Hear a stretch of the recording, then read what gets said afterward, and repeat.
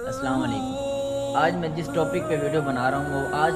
کل کا بہت ہی زبردست المیہ بنتا جا رہا ہے کہ واٹس ایپ نے جب سے اپنی نئی پالیسی کا اعلان کیا ہے کہ ہم اپنی پرائیویسی جو ہے وہ اپنا ڈیٹا وہ فیس بک کے سامنے رکھیں گے، فیس بک کے ساتھ شیئر کریں گے، تو مجھے بہت سے لوگ پریشان نظر آئے ہیں، فکر مند نظر آئے ہیں کہ ہماری زندگی کا، ہماری پرائیویسی جو ہماری پرائیویٹ چیزیں ہیں وہ بھی لیک ہو جائیں گی، ہماری زندگی کو نقصان ہے، یعنی فکر مند ہو گئے ہیں لوگ اس چیز کے بارے میں۔ لیکن بارہا اعلان ہوتا ہے کہ ایک دن ایسا آئے گا کہ جب تمہاری زندگی کا مکمل ڈیٹا سب کے سامنے رکھ دیا جائے گا اور تمہارے منہ پر تالا لگا دیا جائے گا، تمہارے سامنے تمہارے نام اعمال کی کتاب رکھ دی جائے گی اور تمہارے اجزاء بولیں گے، تمہارے قدم بولیں گے کہ یہ کہاں کہاں چل کے گیا، تمہارے ہاتھ بولیں گے، تمہاری آنکھیں، تمہارے کان اور تمہارے جسم کے تمام اجزاء بولیں گے۔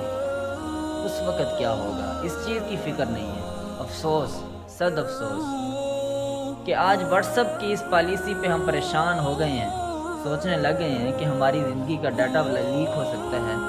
تو جب کل قیامت کے دن ہماری زندگی کا ڈیٹا ہمارے سامنے رکھا جائے گا، ہمارے اچھے اعمال بھی ہوں گے، برے اعمال بھی ہوں گے، تو اس وقت کیا ہوگا اس کی ہمیں فکر نہیں ہے۔ اللہ تعالیٰ اس وقت فرمائیں گے،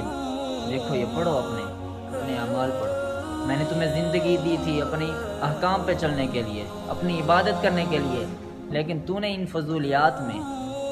ان گناہوں میں گزاری، اپنی خواہشات میں گزاری۔ یاد رکھیں، وہ جو ہمارے اعمال ہوں گے اور جو اچھے اعمال ہوں گے ان کی ہمیں جزا ملے گی، برے اعمالوں کی ہمیں سزا ملے گی، اور اللہ کی سزا ایسی سزا ہے کہ آج تک اس سزا جیسی نہ کوئی سزا دے سکا، نہ کوئی سوچ سکا، اور اس اللہ کی جزا ایسی جزا کہ آج تک نہ کوئی کسی کو جزا دے سکا اور نہ سوچ سکا۔ تو میرے بھائیوں، ابھی بھی قیامت کی تیاری کر لیں، ابھی بھی قبر کی تیاری کر لیں، ابھی بھی وقت ہے۔ زندگی ایک بار ملتی ہے، بار بار نہیں ملتی۔ اللہ کے احکام کو مان لیں